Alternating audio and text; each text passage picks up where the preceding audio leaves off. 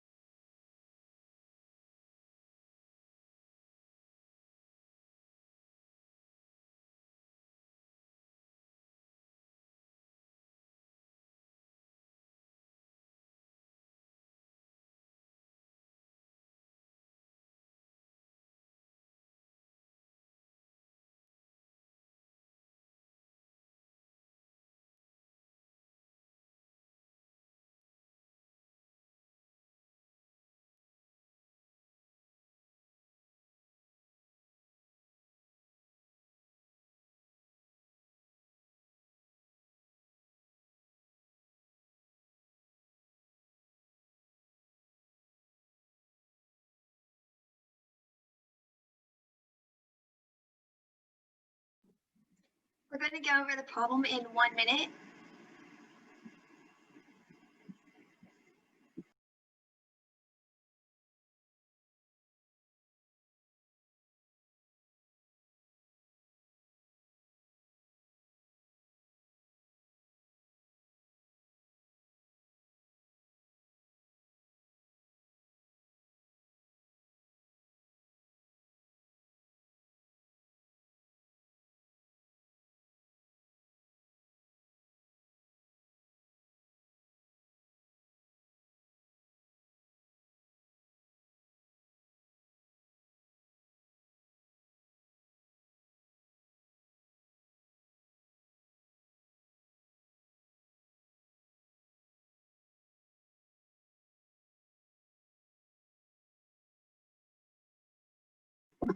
Okay, so we're going to go over the problem now.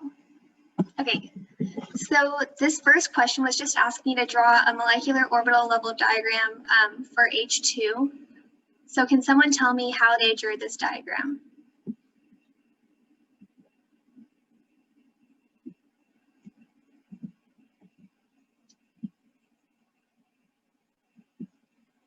Yeah, Albert, go for it.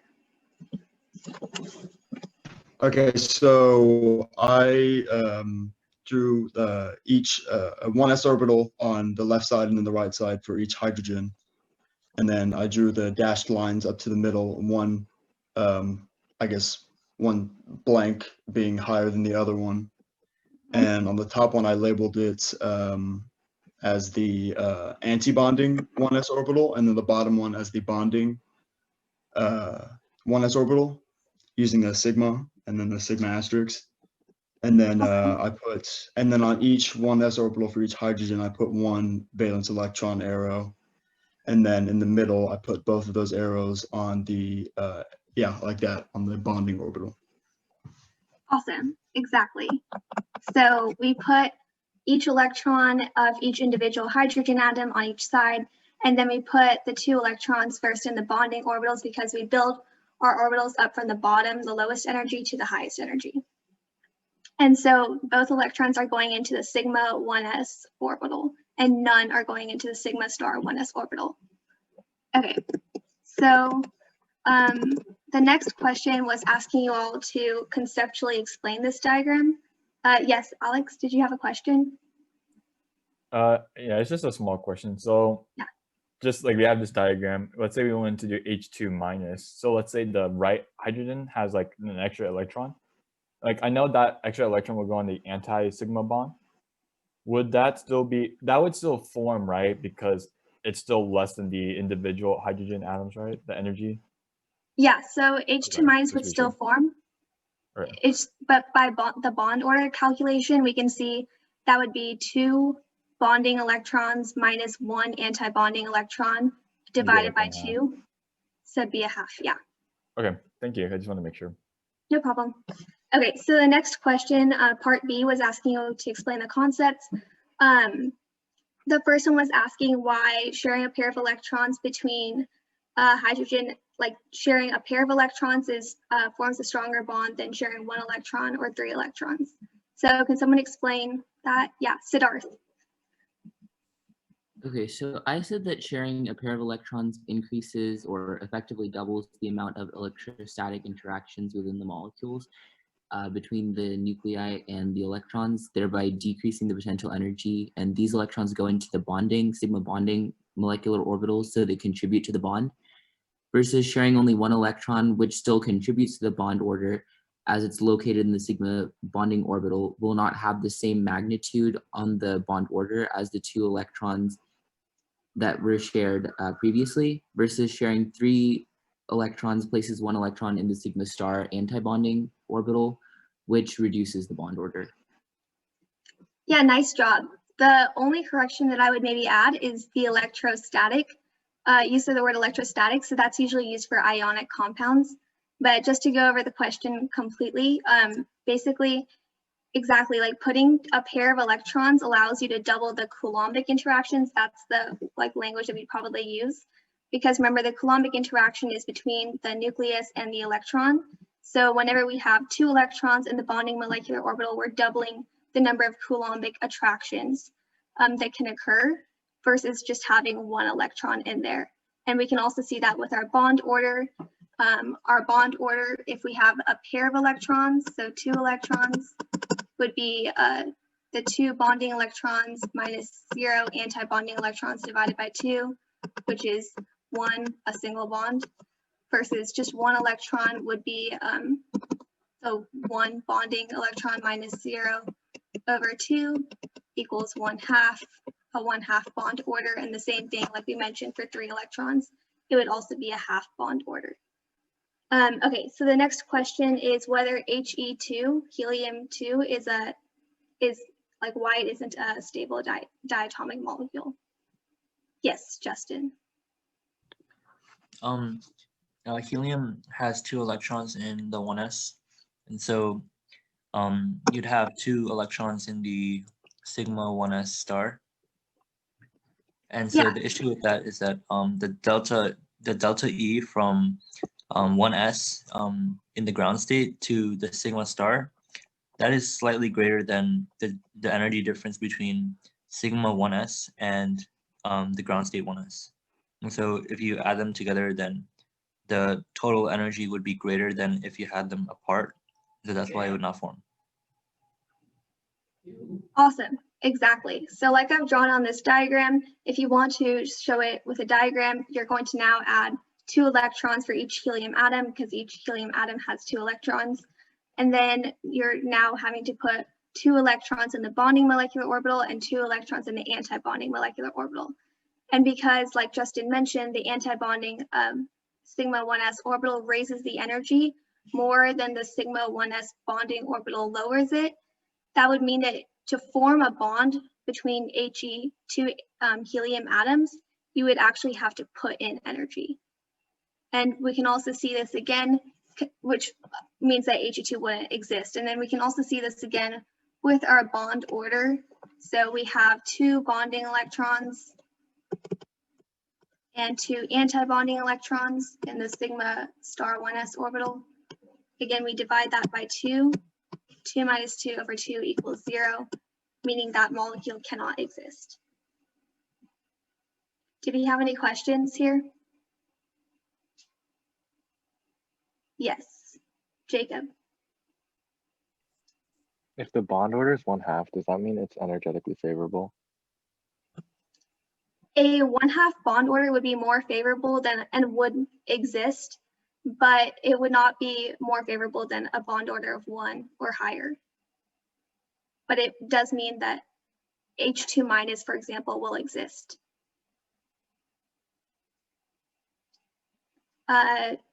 Newton? Do you need to include in your answer both the energy levels and the bond order, or could you do either or, like just talk about bond order? So I think this question just asked you to use your understanding of electron energy in the sketch. So for this question, you could have just used an explanation on like the energy levels and what you had drawn in your sketch. But if the question had asked you to use an explanation with bond order or hadn't given or hadn't specified, then you would probably just use the other explanation. Okay. And Justin, Yeah, really quickly. So like for the part where you're supposed to explain why 1 electron wouldn't like be energetically favorable, like you mentioned bond order, but is it okay to just say that like the energy, like if you were to have it in, like if you had 1 electron in the ground state for one of the atoms and one of them in the sigma 1s, then that would be energetically unfavorable compared to like having it like both of them in the bonding 1s. Is that fine? yes, as long as you explain why. So you need to explain that the anti-bonding molecular orbital raises the energy more than the bonding molecular orbital lowers it, right? I know, I'm talking about like the one with only like, why would it not be like which like I forget what it was the exact wording. Can you go back to the problem again? Like the question. Sure. Sarah, can you reshare the slides?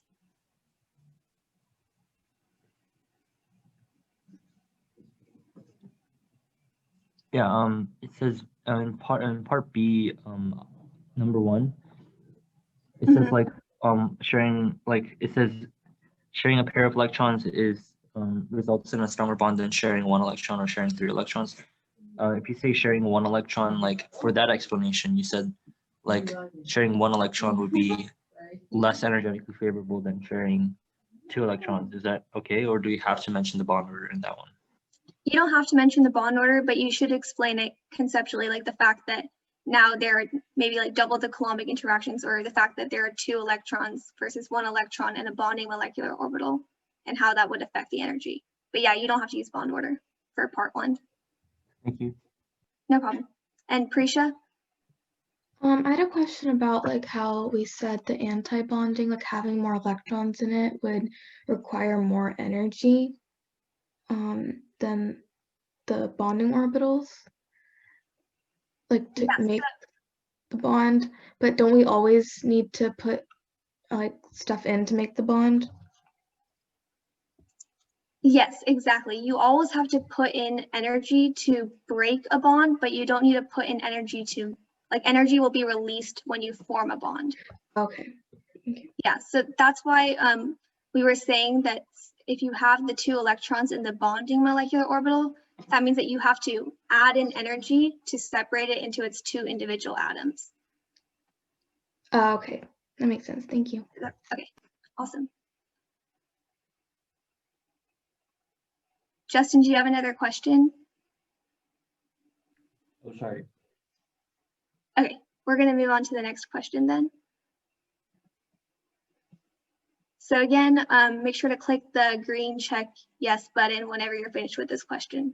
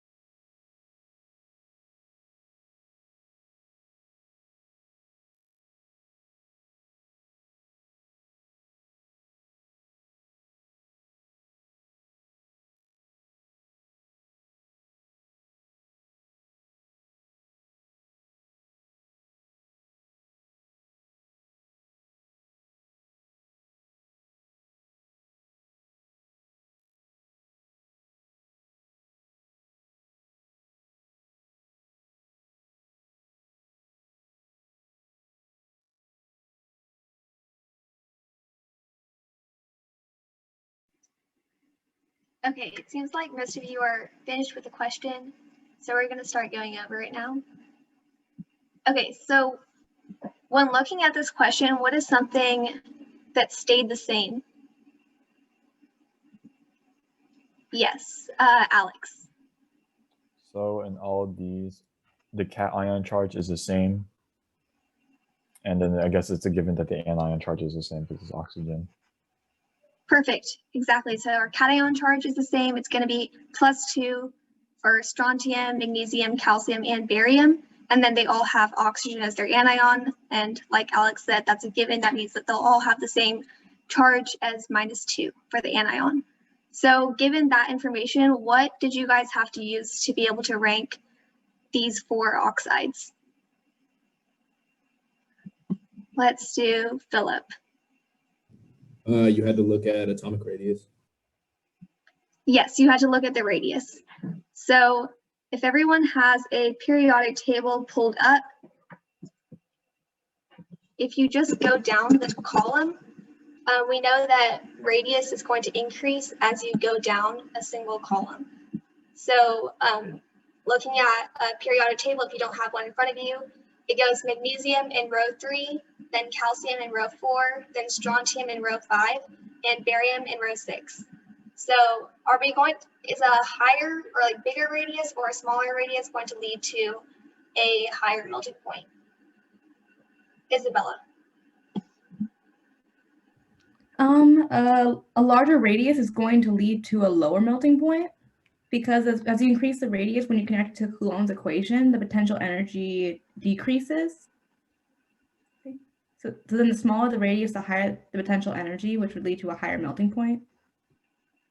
Yeah, so just one thing with the higher lower thing, because potential energy is a negative value, a larger or a smaller radius would mean a lower potential energy, technically, right? Because it's going to be a larger number in magnitude, but lower in relative to high or low. Like a higher potential energy is always negative, right? Between a nucleus and an electron, and a positive cation and a negative anion. So a smaller radius by Coulomb's law is going to mean a lower but larger magnitude and potential energy. And that means that we're going to need more energy to put in to break the bond, which means that it's going to have a higher melting point. You're going to need more energy to break that bond. So that means that our biggest radius is barium, and second biggest is strontium. Next big, or our biggest radius is barium. Then the next smallest is strontium, calcium, and then magnesium. So that's the order that we're going to get. We're going to have 1 for BaO, 2 for SrO, 3 for CaO, and 4 for MgO.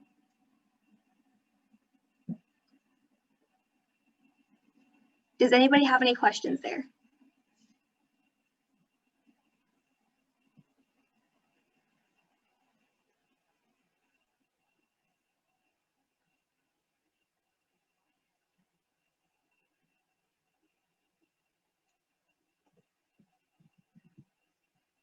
Emma?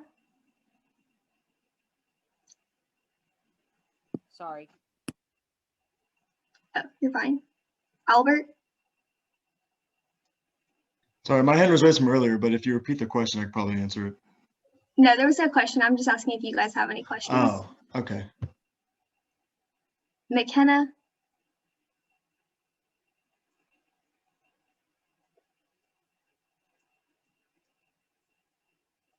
Shivani?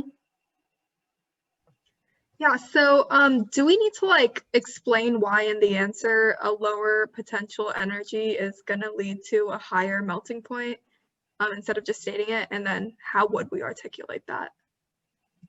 So you need to use Coulomb's law to explain what factor you're using to explain a higher melting point, but it's sufficient enough to say that if you have a lower potential energy, then you're going to have a higher lattice energy. Okay. And therefore a higher melting point. So you do need to make that connection because you need to explain how you're able to use ionic radius to prove your point. And In your answer, you should also explain why you're not using the other factors like charge. And in this case, it was because charge for both the cation and the anion were constant. Okay, next question, Sunjung. I just wanted to make sure that did you rank BA number 1 and CA2 and magnesium, no, so SR3 and magnesium 3, 1, sorry, no, 4. BA, CA, SR, and G in that order. Yeah, so I'll put it in the chat right now so everyone can see it. Thank you. But it would be BAO is 1, CAO is 3, MGO is 4, and SRO equals 2. And that's just basically going down the periodic table and going from the largest radius to the smallest radius from 1 to 4.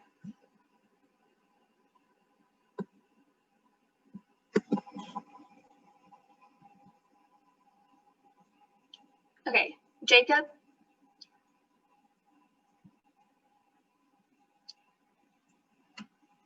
Justin.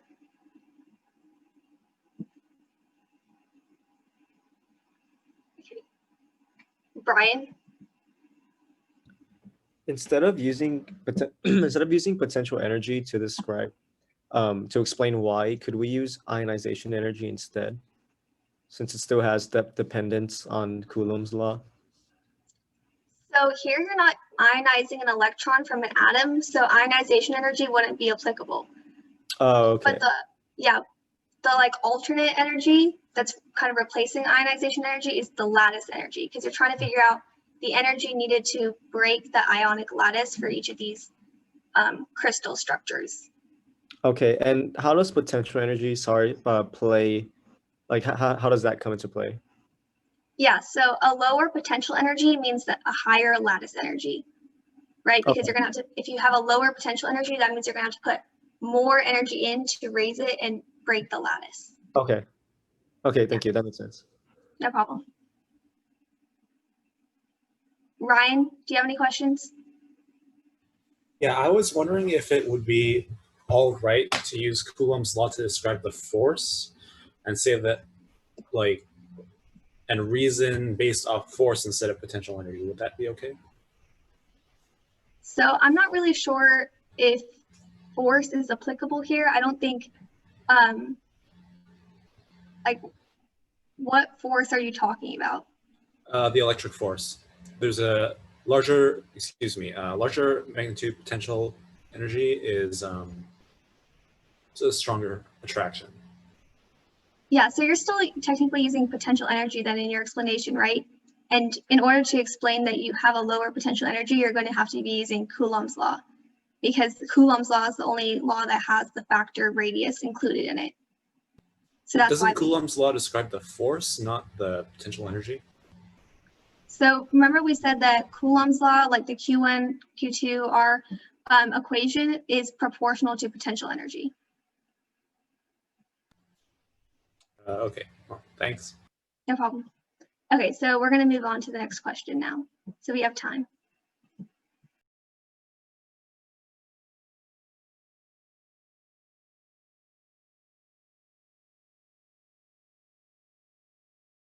Again, make sure you click the green check yes button when you're done.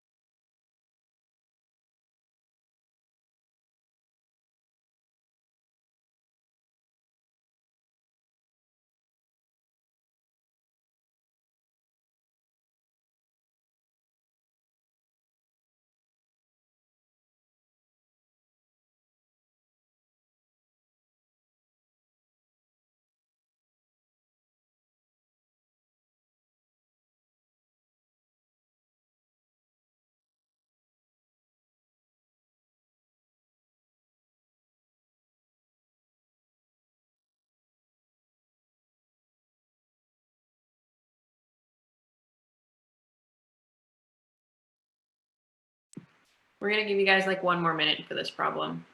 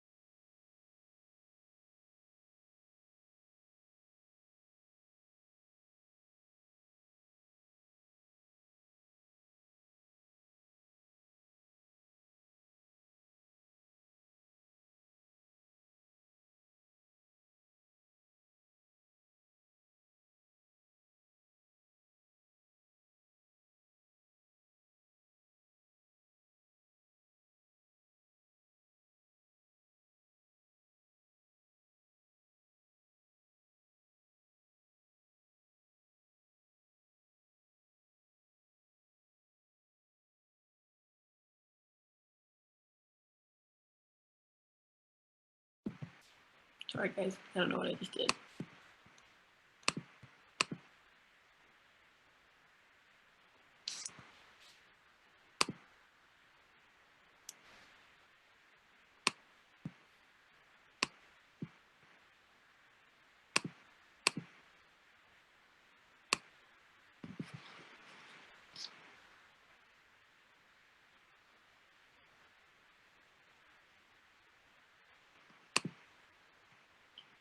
Okay, we're gonna go ahead and go through this problem so we make sure we have enough time to get through everything.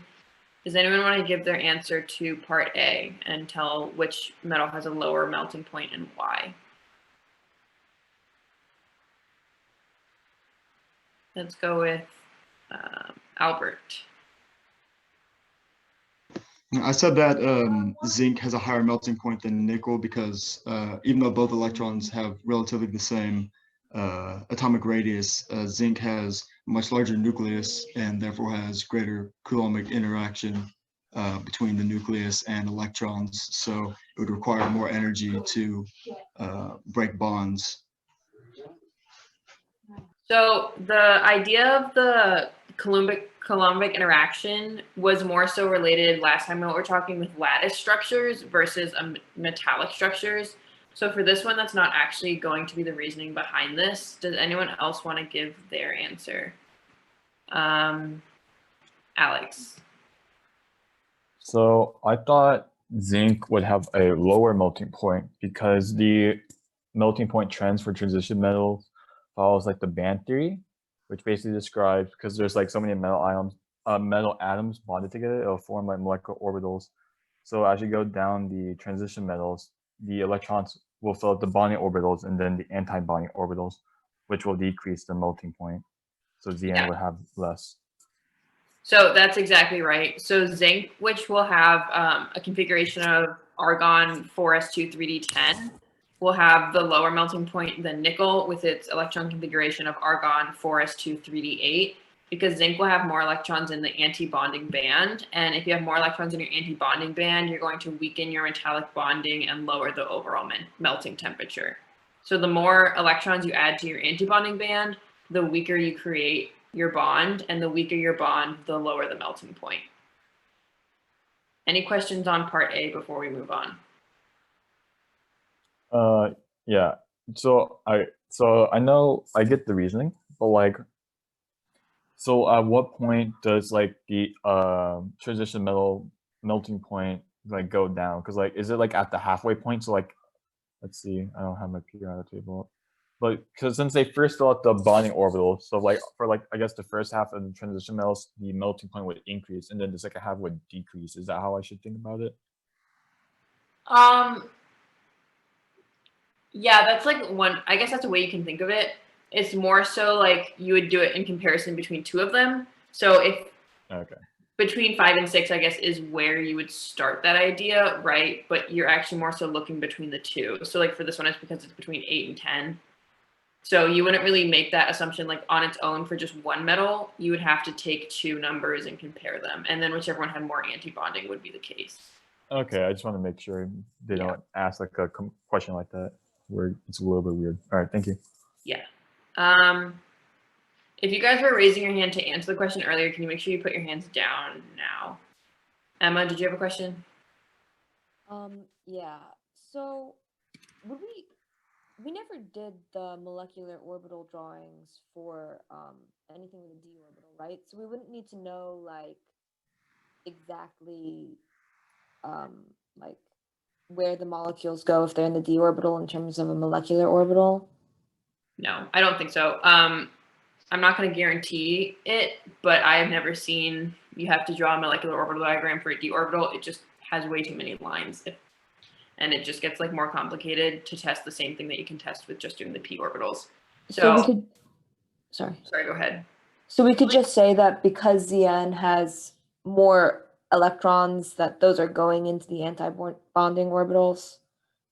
Yeah, so because you have to compare it with the electron configuration, right? So the 3d10 versus 3d8, 3d10 will have more antibonding orbitals, but you don't need to physically like show that with the diagram. You can just say it.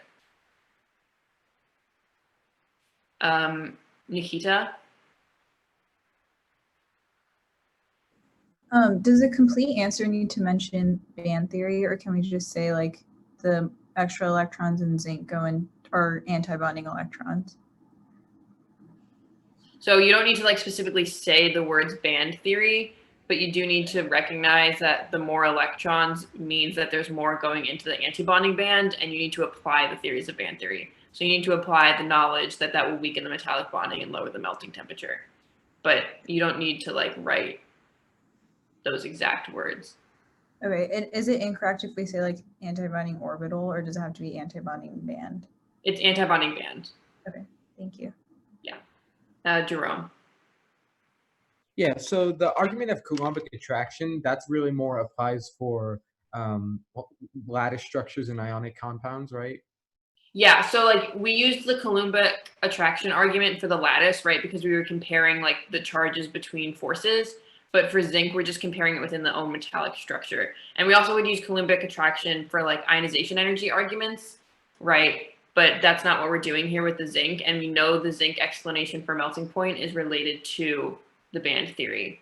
So because of that, that should be the thing that we use. Okay, thank you. Okay, so for part B, nickel is magnetic and zinc is not. Briefly explain why this is true. Who wants to give me their explanation for that? McKenna? Nickel has unpaired 3d electrons, while all of zinc's valence 3d electrons are paired. So zinc is diamagnetic and does not respond to a magnetic field, while nickel is paramagnetic, so it does respond to a magnetic field because of the unpaired electrons. Yep, perfect. So because we have nickel being paramagnetic and zinc being diamagnetic, zinc will not react in a magnetic field and nickel will. And we can explain this by comparing the electron configurations of the two metals, because we know that zinc has a full D shell and nickel does not. Okay, for time's sake, we're just gonna move on, but if you guys have questions, you can chat them.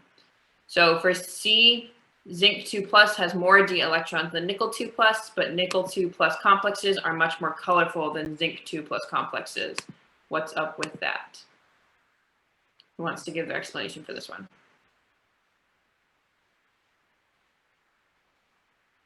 Yeah, Joanna, go ahead. Okay, so both metals will lose 2 electrons from like the 4s. So zinc still has 10 d electrons, and so when the crystal field splitting occurs, all the like orbitals will be filled, and so there's no free electron to be excited and like absorb light or energy, and so that we won't see any like colors. But for the nickel, yeah, it has 8 electrons, and so they won't be filled, so there are free electrons to be excited, and they will absorb light, and so we'll see colors. Yep, that's exactly right. So when we take our 2+, those electrons are going to be removed from the 4s subshell in each of these cases. So we're going to end up with zinc having argon 3d10 and nickel having argon 3d8. And zinc now having a completely filled d subshell orbital will not have any room for the electrons to move around within that orbital. However, nickel, on the other hand, does not have a full d orbital and therefore has room for the electrons to move around. And because the electrons can move around, we're able to produce colorful complexes. Questions on this part? We have like time for 1 or 2. McKenna, do you have a question? Yeah, do we have to mention crystal field splitting in this one? So it's kind of the same idea with the band theory. No, you don't need to like specifically mention those words, but you need to mention the ideas behind it, right? So you need to understand that because of the fact that zinc has a completely filled d orbital, there's no room for them to move, but you don't need to specifically say like crystal field theory in your answer. Does that answer your question? Yes, thank you. Alex, do you have a question? Sorry, no. Okay, no worries. Okay, we're gonna go ahead and move on to the next question then. So this is a math question.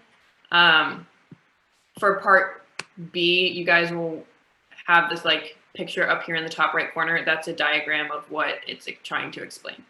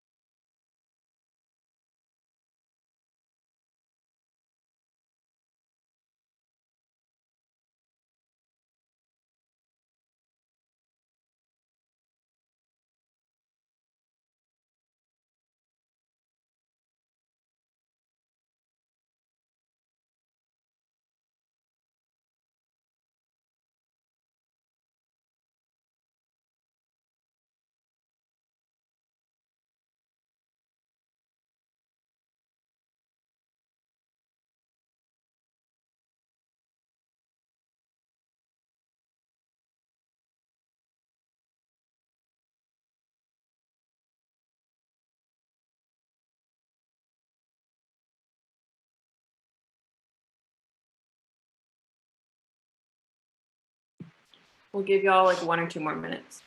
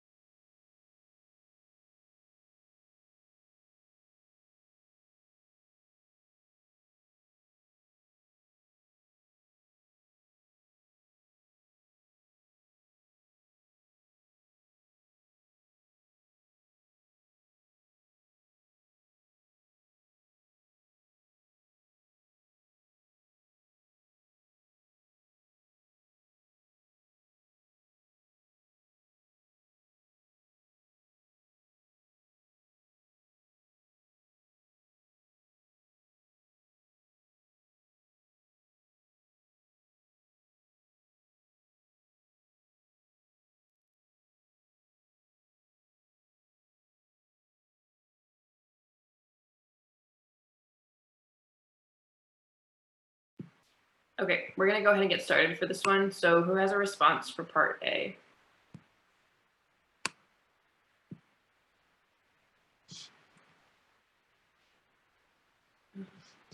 Bella and Nelson? So conductivity measures electron movement, and in a crystal lattice, like when it's in a solid, the ions are locked into a lattice, so there's no movement permitted. But in a liquid, the ions dissociate from the crystal lattice, which allows charge to move around and therefore making it conductive. Yep, good job. So when we have the solid structure, the electrons are going to be localized on ions that can't move. So they'll be immobilized, and therefore we won't have anything that's able to conduct through it. But when we turn this structure into a liquid, then we're able to now mobilize these ions, and then because of that, we're now allowed to conduct throughout this, throughout the CSCl complex. So for part B, does anyone just want to give me the answer they got, and then I'll go through the math.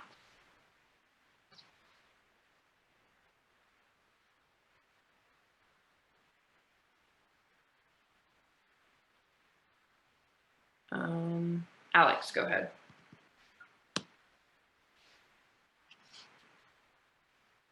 Alex. I got around 4 grams cubic centimeters.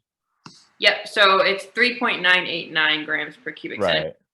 And I'm gonna go ahead and change over to a whiteboard here. So as we saw in that image that I was sharing earlier, this unit cell will have 1 CS atom in each corner. So the total atom volume for the CS will be 1, and then 1 Cl atom in the middle. So we'll have 1 Cl atom and 1 CS atom. So from there, we're going to have the mass of the unit cell will equal molecular weight of CS